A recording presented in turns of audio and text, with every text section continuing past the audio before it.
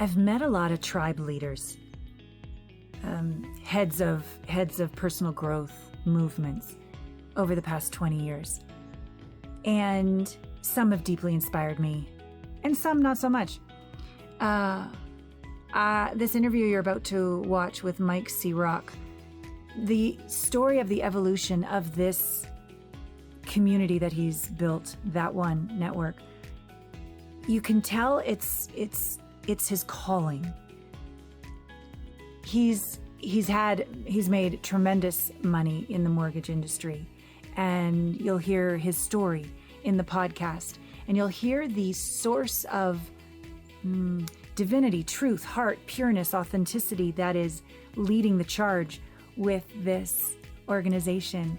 And it feels really good to me to be able to be attracted to this, to fall into the vortex of this, to be interviewed on his podcast, and now he's on mine, how it all has unfolded with grace when you're in alignment with your heart's truth.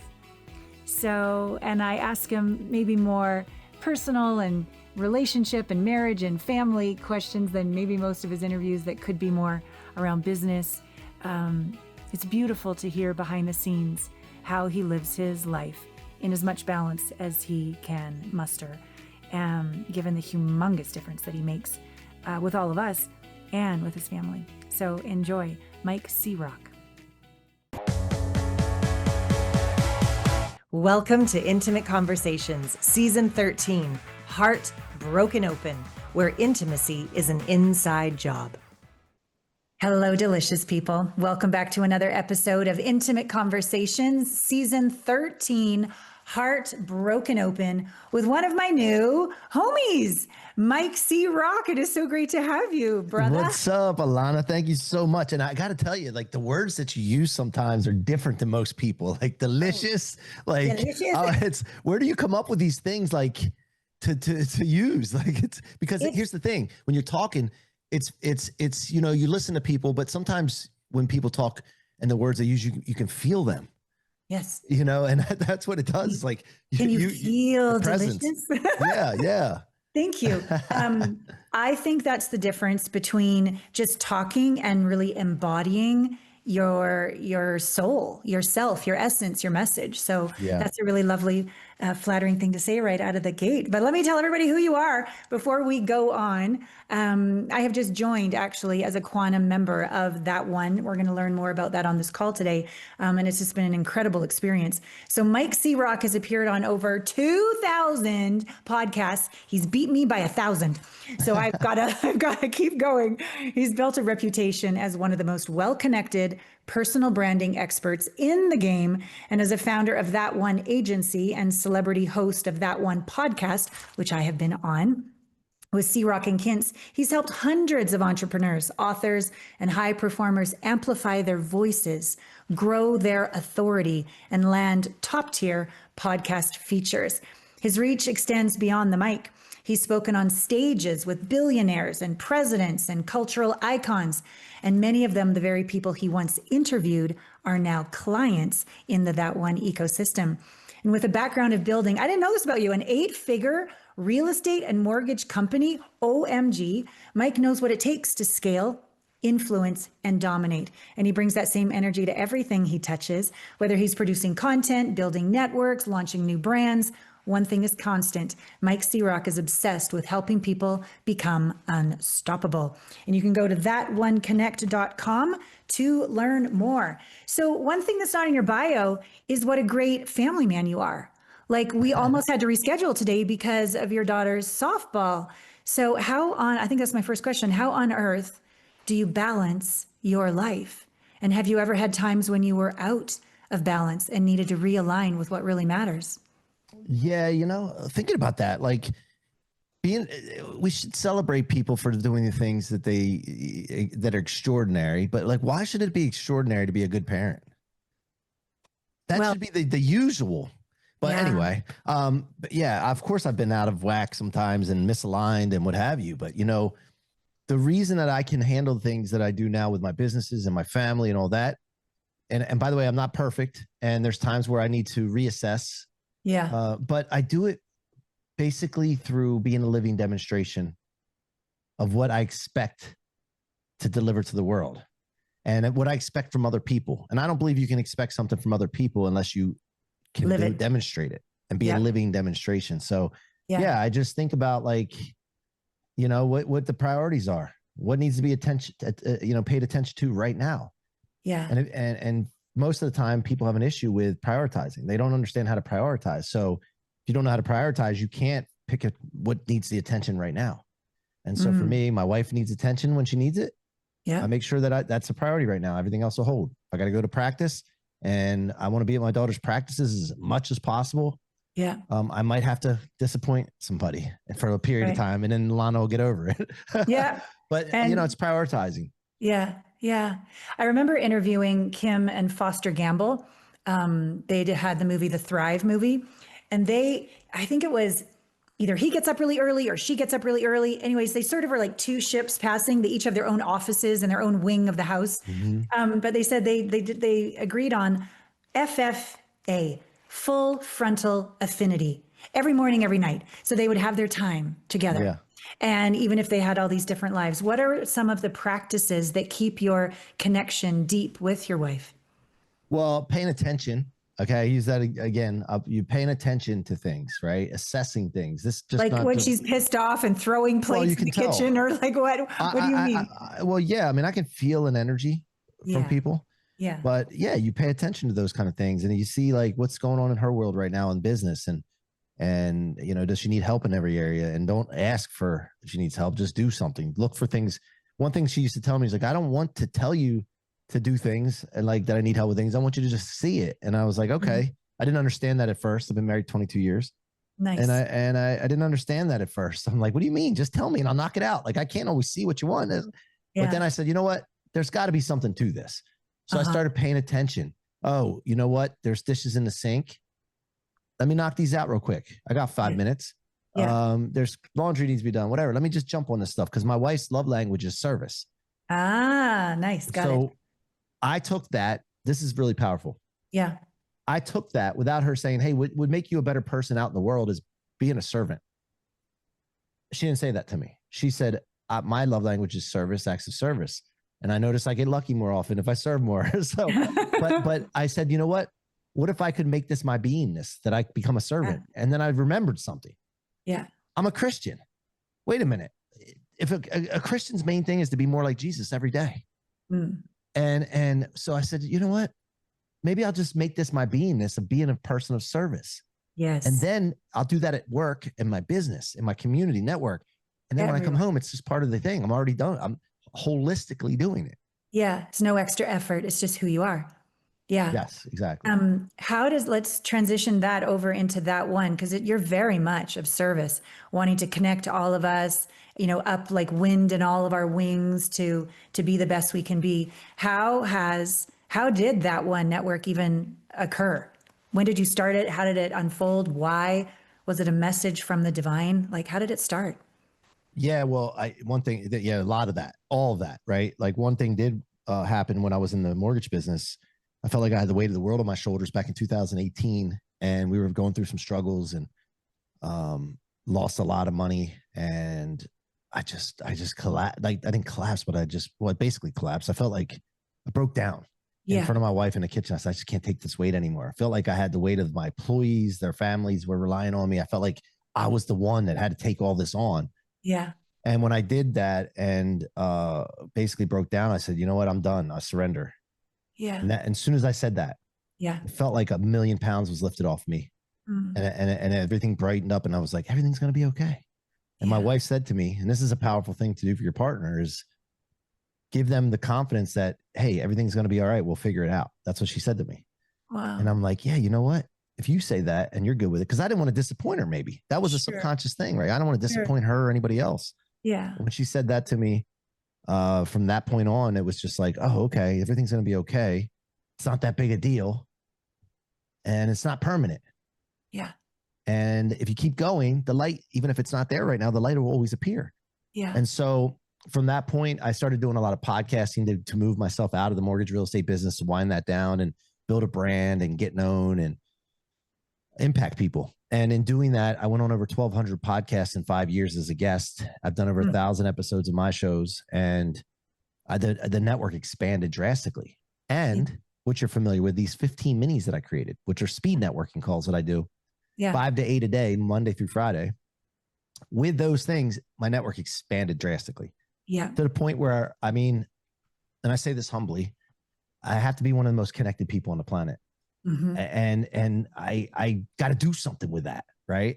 I have to do something. Your network is your net worth. So I was thinking to myself, how can I do something with each individual people, these billionaires that I'm meeting, these celebrities, these great business people, these great minds? Mm. And then it hit me one day when I was praying. God said, dude, I didn't give you this network for you. This network is for other people. And you're supposed to be the catalyst to connect them to do amazing things that I have planned for them. And it hit me like a ton of bricks. And I was like, wow, okay, I got it. I just have to connect people and serve. And this network isn't for me, it's for other people. And that's how it started. Wow. And did you run right to your wife? Did you run right to your kids? Did you talk right to Jerry, your business, your co-founder, or like, what was the next step after that very direct communication from God? Yeah, this is before Jerry and I decided to work together on this. And I just basically, I talked to my wife about all kinds of ideas that I have and bring it up. And then I just started like demonstrating. I think it's very important to have an idea, but you know, that idea without some kind of demonstration leaves it as an idea. And I didn't want it to be left as an idea. And especially coming from where I felt that, you know, my creator, I was like, this is the mission. Yeah. And so from that point, I just started demonstrating. I just started hyper intentional connections. The podcast was jamming. And so we started the agency where we help people get booked on podcasts, and it just started to blow up. And when you're in alignment, things become easier. You create almost like an attraction model versus chase model. Yeah. And then it started, and then I just started adding things. I stabilized the the podcast booking agency, get that going. So it's stabilized. And then, okay, what's off of this? What's in alignment with this that can feed this too? Yeah. And that was the WhatsApp group that we put together. We centralized our network. Right. And so that I didn't have to be the one connecting everyone all the time, onesie twosies. Right. I was looking for multiples. And so if I can get multiples by creating a centralized location where I can bring all these people in and meet each other. Yeah. Very, very curated, vetted, invite only, and then just get out of the way. Yeah. Yeah. What's happened with that weight of the world off your shoulders? What else has popped up? Like, are you just as busy with that one as you were with the mortgage, the business? Has the pattern repeated itself? Like, it's all up to me, I got to do this? Or is there a different flavor that you've never experienced before? And share with us what that is. Oh, absolutely. So number one, the mortgage business is filled with 911s. Got to get the loan closed. The real estate agent needs money. The people need a house. They got to move in their house. They don't have a place to live. Yeah. You know, it's constant 911 all the time, man. And this doesn't have that. Very rarely we have a 911 issue.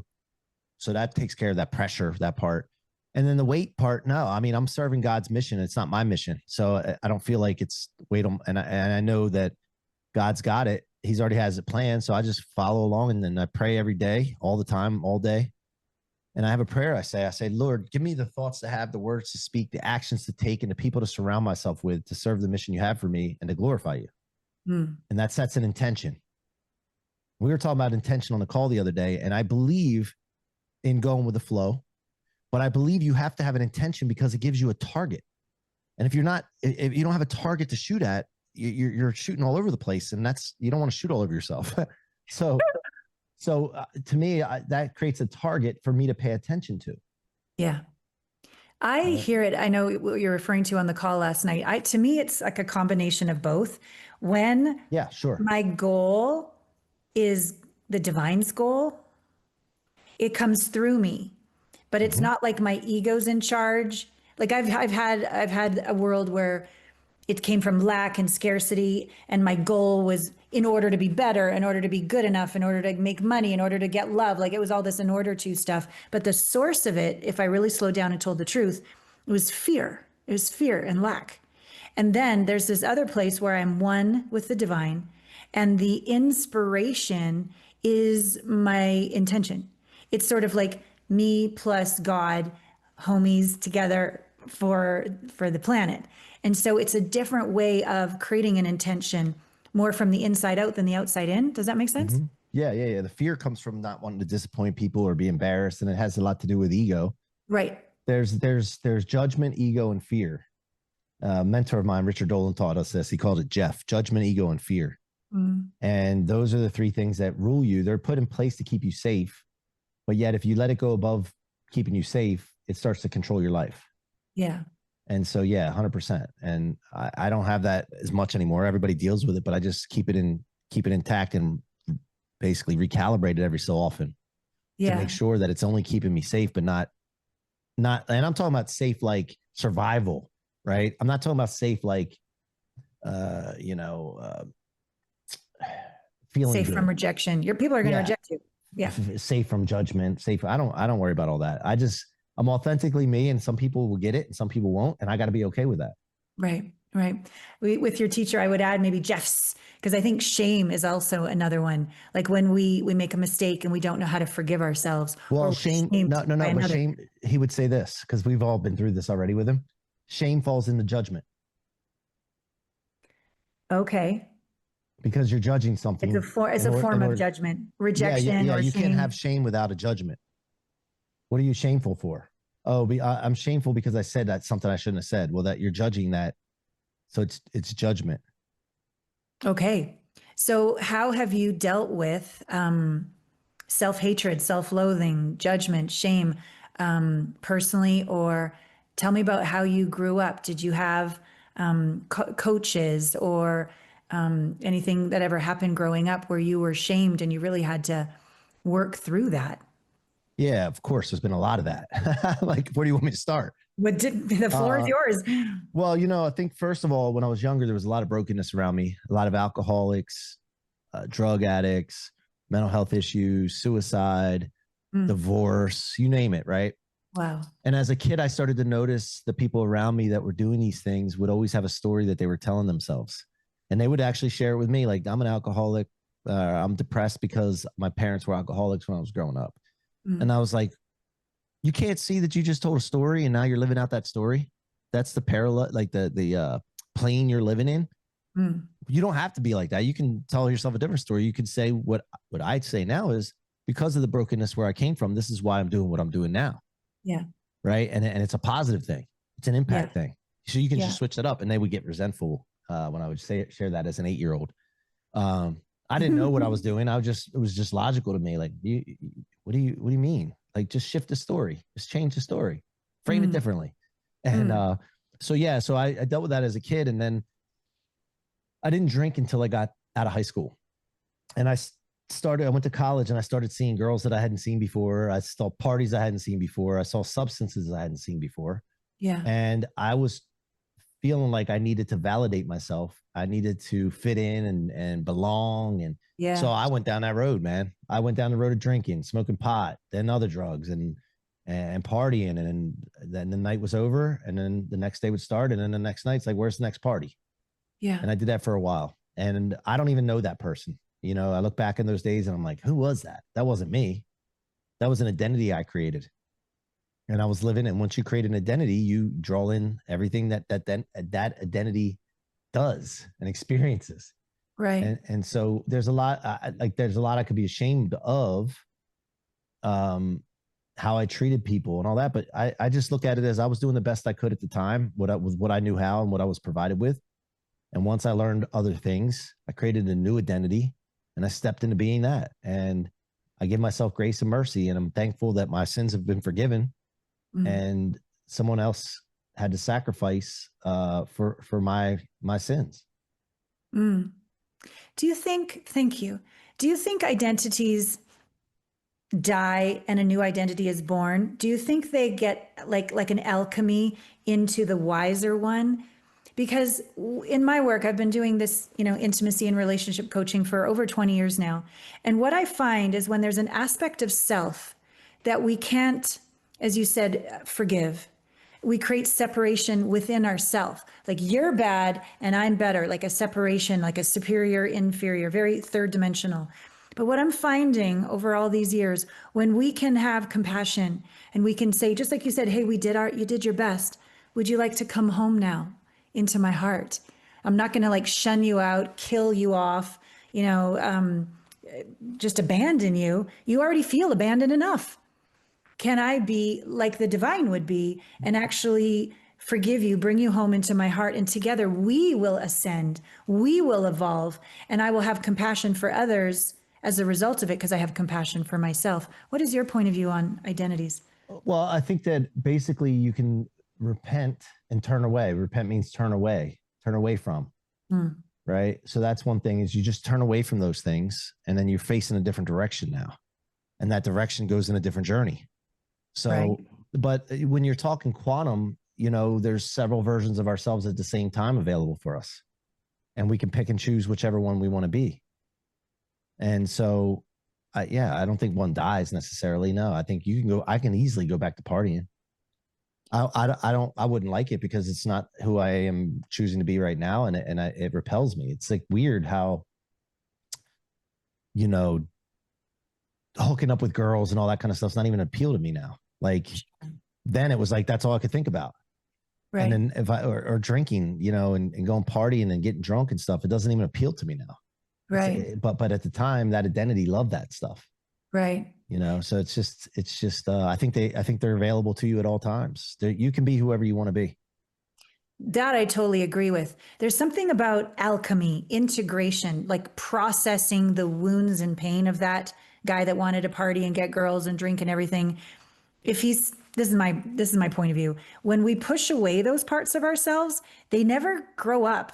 Maybe they're in another, multi-dimension or what have you, but I would like all aspects of myself to evolve into one. That's my goal. And so instead of pushing away all the ones that I was like, I can't even believe I did that. I'm humiliated. I'm embarrassed. I bring them home, and there's an alchemy that occurs when I bring them home that I don't have to deal with them anymore. I don't have to manage them anymore. I don't have to squash them down. I don't have to ignore them. I don't have to turn my back and go the other way. That's so much energy. It's just exhausting. I would rather just bring them home into my heart, forgive them, and then they like dissolve into oneness, and it's not an issue anymore. It just sort of, it's gone. I'm just more, but I'm also humble because I've seen the darkness, right? Yeah. So I'm wondering if you, and it's just semantics, but if you've like alchemy brought that guy home, and the reason why you don't have those desires anymore is not that you're managing him and having to say, no, we're not going to do that. You're actually more. You're actually more evolved. Does that resonate with you at all?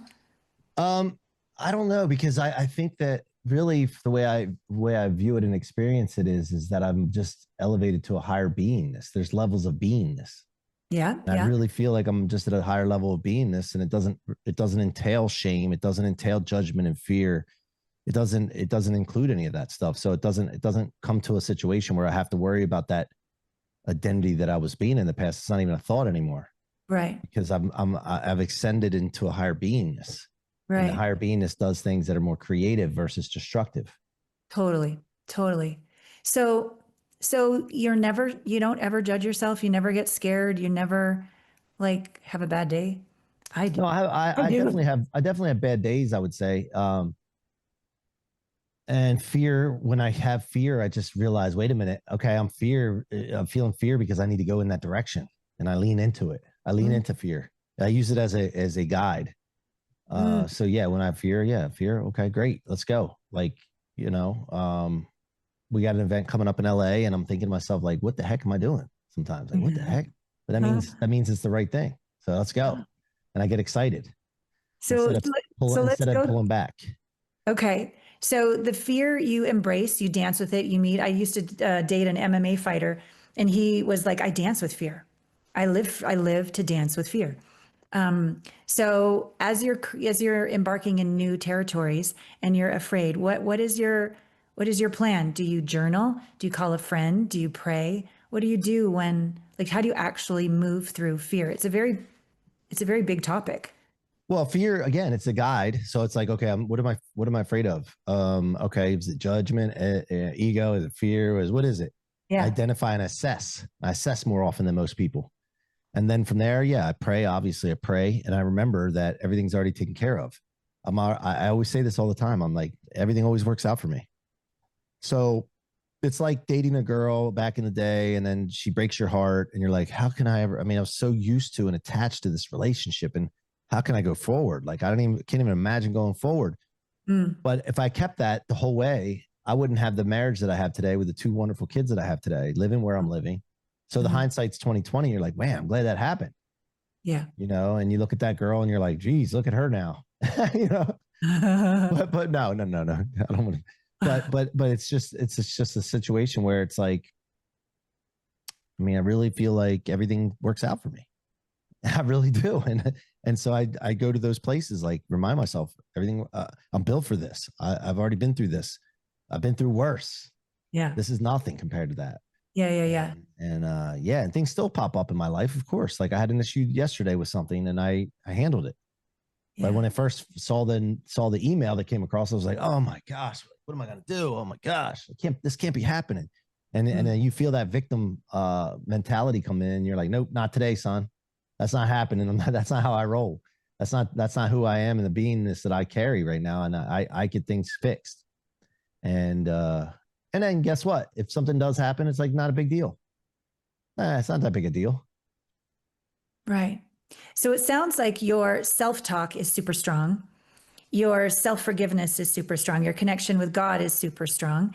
Bring us into the physical realm. You're a buff dude. So how does your discipline, the strength of your body, that commitment to me, as we ascend, I don't know what with you, with your evolution of your beingness, but to me, it used to be, I had the sense that God was out there and I'm over here. But now I have this sense like God is in, as, and through me. And the more I take care of my vessel, the more I can hear God's whispers, just like I can hear my own voice. So tie in for us your physicality and how has that evolved your embodiment of divinity? Yeah. So first of all, it's about being a living demonstration, right? Thoughts, words, actions, that would entail the action part. Yeah. And the people I surround myself with have to be in alignment with my mission to help people go further faster. I can't help people go further faster if I'm not demonstrating that. Right. So that comes down to the physical part. It's just like, I don't always wake up and want to go to the gym, but I go anyway. I do it anyway. When I don't want to, or when it's hard, that gives me an opportunity to get 100% participation for myself, because I know when I'm going to do it when it's easy. I know I'm going to do it when I feel like it. Totally. All I got to do is when it's hard or I don't feel like it, do it anyway. And I'll get that 100% participation. So living demonstration. Now, business, relationships, life, it's hard enough without adding the things like not taking care of yourself, not eating healthy, not communicating effectively. Like it's hard enough without those things. Like why would I make it even harder? Right. So, but I think it really stems from being a living demonstration. I can't, people have these fraud feelings, these imposter syndrome feelings, and that all stems from they know that they're not doing something that they should be doing. That's it. And if you know that, well, wait a minute, I'm not doing something I should be doing. Let me go explore that. Or maybe I don't know something. There's something I don't know. Okay, well, where's the insecurity? Okay, the insecurity is around money. Okay, what don't I know about money? Right. The insecurity is about marketing. Well, what don't I know about marketing? And go explore it, because it's just something you don't know. Yeah. I love this. How has your wife made you a better man? Well, it goes back to the thing where she was like, my love language is service. Yeah. Right. And then she's like, if that's the key, she's telling me the formula. Okay, well, why wouldn't I just make that an all-encompassing thing? So for her, just saying that, and then she's always been a good guide to build a relationship with God, and she's and I got to take on that leadership role as a husband to make sure that I'm being a living demonstration for that.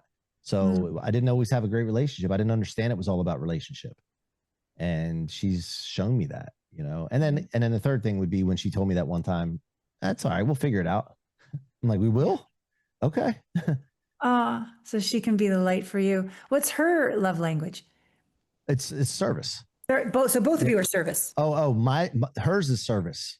Yeah. And so that's what I was becoming a servant. Yeah. I'm sorry. So what's yours that she? I think mine is sticking by me, like somebody that's willing to go through the fire and stick by me and not abandon me. Because my dad, I can't say the same for him. And so I think as a kid going through that, my love language is, hey, stick with me, just follow the plan here, and we'll be okay. And that shows me a lot. I love it. How have children like inspired you, but also humbled you? You got two. Yeah, I mean, inspired me is the personalities they develop and you know, stubbornness, which stubbornness isn't a wrong thing if it's on the right thing. Yeah. And the relentlessness of them has really inspired me. Yeah. And what was the other part of it? The Humbled you. humbled me. You know, I mean, it's hard. A parent, I don't know about you, but parenting's hard. yeah, yeah, you know, learning how to get through to them and love on them. And yeah, I mean, I guess that's the key. Like, you know, I'm really hard on my kids. I expect a lot from them and I hold them to certain levels of standards. And it's difficult at home, you know. It's when you're at home, they don't always get you. They're filled with confusion. And you gotta be like determined to keep going because sometimes you're just like, screw it, man. If I'm not getting through to them, just screw it. But you can't do that because they'll stay confused. Yeah. And you have to burn off the confusion. And the only way to burn off confusion is to stay at it. Just stay at it. And eventually they'll have an aha moment. And so for me, the humbleness part is like how hard you have to go to keep going and not give up just because, oh, well, other parents let their kids get away with this. Right. You know, their kids, your kids have friends over and the friends think you're mean because you're holding them to, hey, you got to get this work done before you guys can go do this. You have priorities. This has got to get done first, and then you can go do that. You're not going to go do that and then come back to this because you're probably not going to get this done. Exactly. And then the friend's like, but Dad, so-and-so thinks you're mean. No, well, they can think what they want. I'm not going to change what I know to be right because, you know, they think it's not, their parents aren't that way. And the fact of the matter is, let's face it, most people are average in everything they do. Like they're not committed. They don't stick with things. They quit things quickly.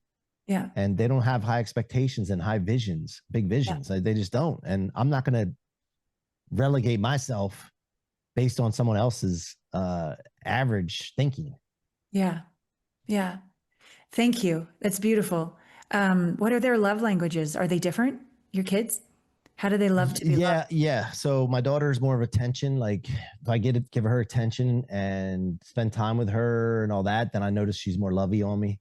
She likes your presence. And and then my son is basically listening to him talk about what he's interested in, despite the fact that I may not be. Right. Like we'll go for a walk on the boardwalk out here by the ocean and I'll 5 miles worth of hearing about this haunted trail he's putting together and his character he's building and all these different things and major detail. And I just listen and ask questions. And I can tell that that's what does it for him. So beautiful, Mike. These are capacities you've developed that are they're priceless for a kid to have that, especially coming from where you came from growing up. Yeah, I love this.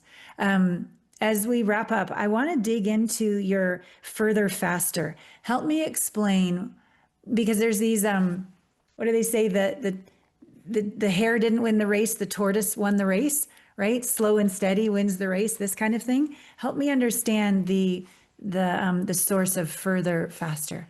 Well, yeah. So I'm a very impatient person when I want something and I feel like I'm ready for it. I'm ready to do it. And if it's not ready to happen yet, I'm like, I get frustrated. But I really, through mentorship and experience, started coming up with this philosophy of patient urgency. Oh, I like that. Patient urgency. Okay. Yeah. So, and that'll help you go further, faster, by the way. Patient urgency comes down to being patient with the outcomes and the process, because you can't give birth to an adult.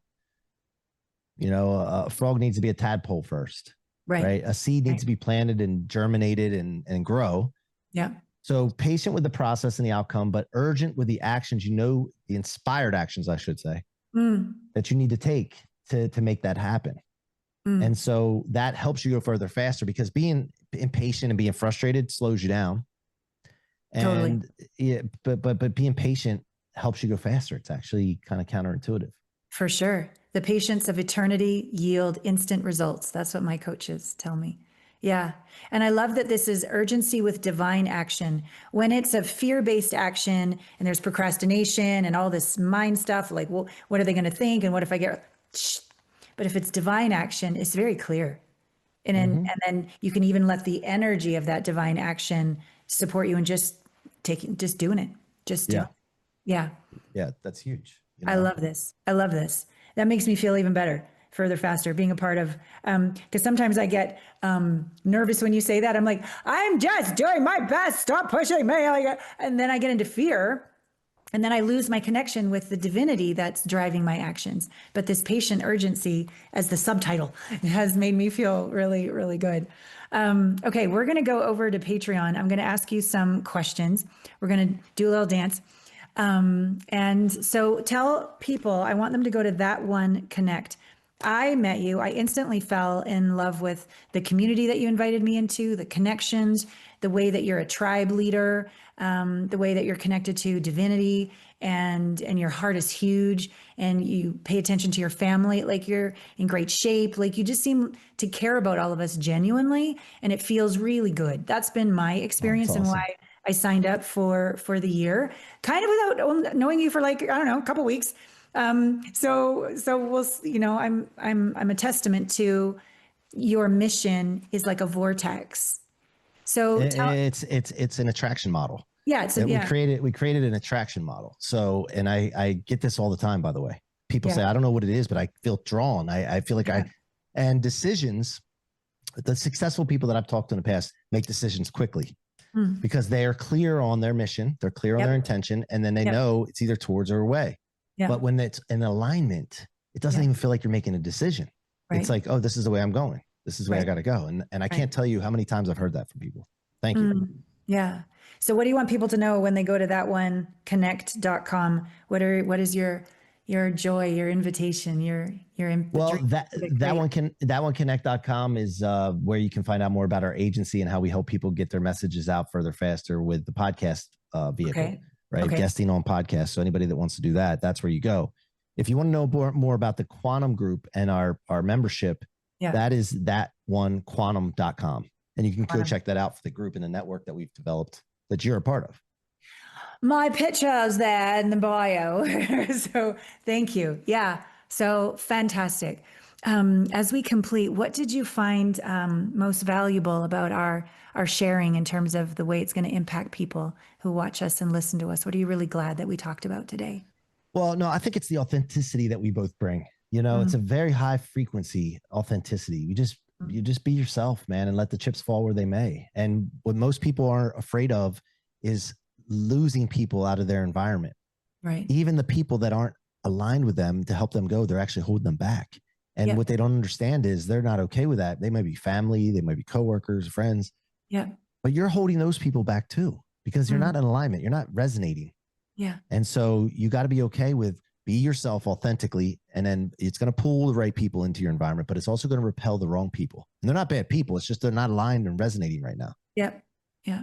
I love that. That's exactly how I might even say you're an answer to my prayer, Mike, because that was exactly it from the beginning of the year. I just moved to Santa Fe. So many people, so many clients, so many relationships were leaving, and there was a void. And I was very clear with the caliber of alignment and heart that I was calling in. And then I get booked on your podcast, and the rest is history. So thank you. I'd like all of you who've been listening, before you go over to Patreon and watch what's going to go on over there, I'd like you to just take a few moments and pause. Allow what Mike has shared today, something stirred in you, something that if you take one action will literally change the trajectory of your life. Use that inspiration to take that action. Go out in nature, put your feet in the earth, pray, but allow this conversation to ignite something dormant inside of you. We're so grateful that you were with us, Mike. Thank you so much. Thank you, Lana. Appreciate you. Yeah, we'll see you over on Patreon in just a moment. All my love. See you next week on Intimate Conversations. Get out there and make love to life.